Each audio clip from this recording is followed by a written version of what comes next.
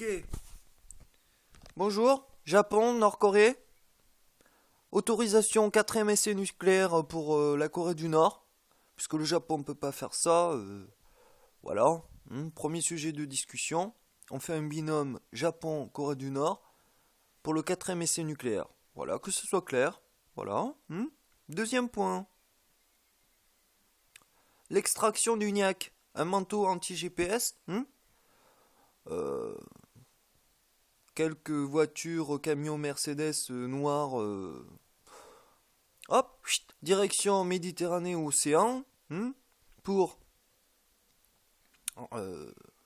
m'extrader en sous-marin. Alors là, je vous invite à contacter les généraux 5 étoiles France, pro-otaniste US, pour m'extrader. Parce que là,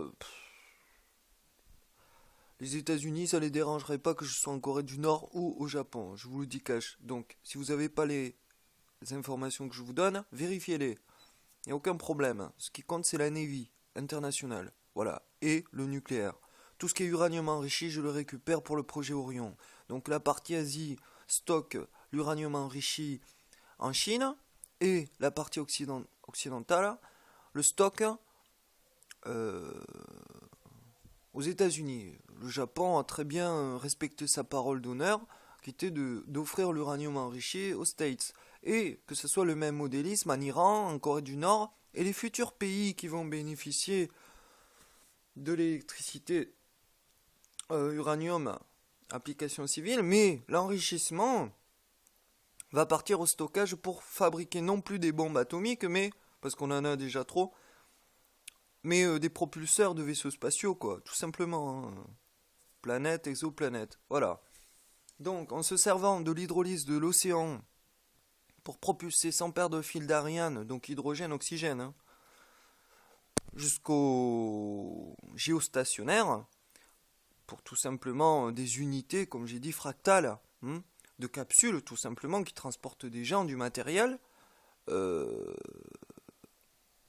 au géostationnaire, et à partir de là, on fait ça au solaire, enfin tout ce qui n'est pas polluant, et dès qu'on est assez loin de la Terre, on propulse le projet Orion, quoi, avec des bombes nucléaires, quoi.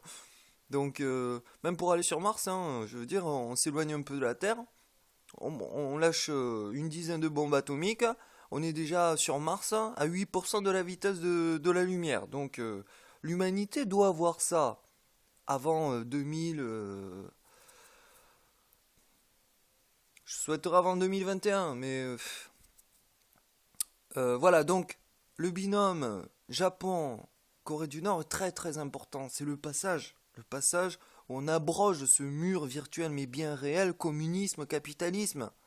C'est pour ça que je propose des loges maçonniques au Japon et en Corée du Nord, parce qu'on va surclasser la politique, on va surclasser la diplomatie et la géopolitique, pour assurer d'un côté que ça tombe pas dans les mains de petits groupes qu'on va appeler terroristes nucléaires, pour qu'on puisse gérer ça, pour qu'on puisse gérer l'après-uranium enrichi, en forte valeur ajoutée, puisqu'il ne sert à rien.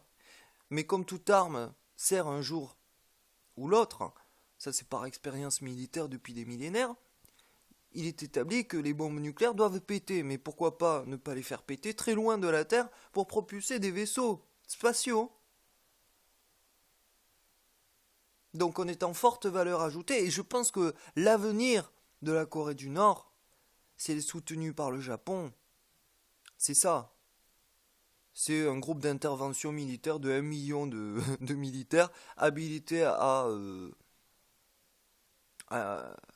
intervenir sous mandat international, qui sera autre chose que l'ONU actuelle, dès qu'il y a beaucoup de massacres, par exemple, etc.